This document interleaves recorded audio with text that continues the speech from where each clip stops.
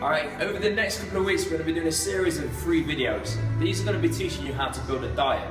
So when clients come to us, often the most confusing reason why they've never achieved anything and constantly failed at the diet and exercise regime is that they don't understand what food is.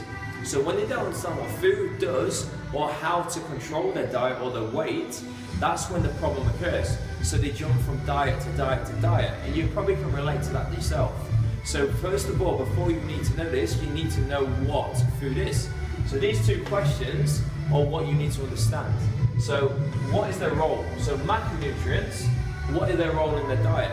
So basically macronutrients are food, okay, and they're split into 3 parts.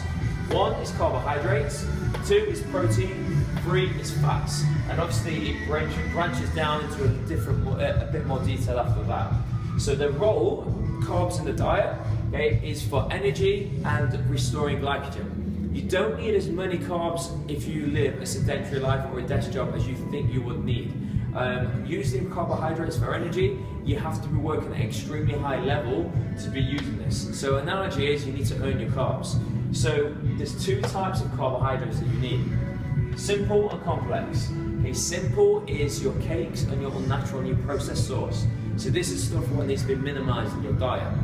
Complex are things like potatoes, rice, sweet potatoes, quinoa, anything that's natural source. That's what we're trying to identify with complex. So this has a role in your diet anyway, no matter who you are.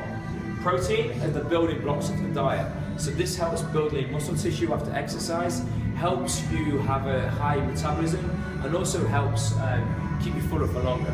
So this needs to be in your diet as well. So an understanding of how much you need. If you're a female and you weigh 60 kilograms, you need 1.5 grams of protein to 1 kilogram of body weight.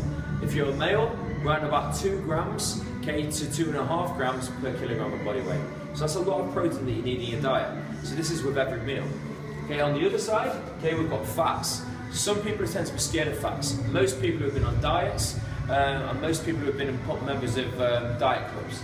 So what you need to identify with fat is that fat gives you energy on anything at a lower intensity. So when you're watching this video, when you've sat down at work, your body is using fats as its main energy source. So what we need to understand is that we don't need to be scared of this, we need this in our diet still. So we're just about what to get it from.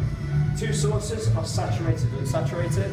Saturated is solid at room temperature, unsaturated is liquid at room temperature. They both have a place in the diet, but it's about identifying how much we need, which we'll move on to in another video. So the next part, how much do we need in our diet? So this is completely different to everybody. There's no one size fits all. So what you need to learn over the next 2 videos, what's coming up, is what your plate needs to look like, okay, and how much you need in your diet for the activity levels that you have.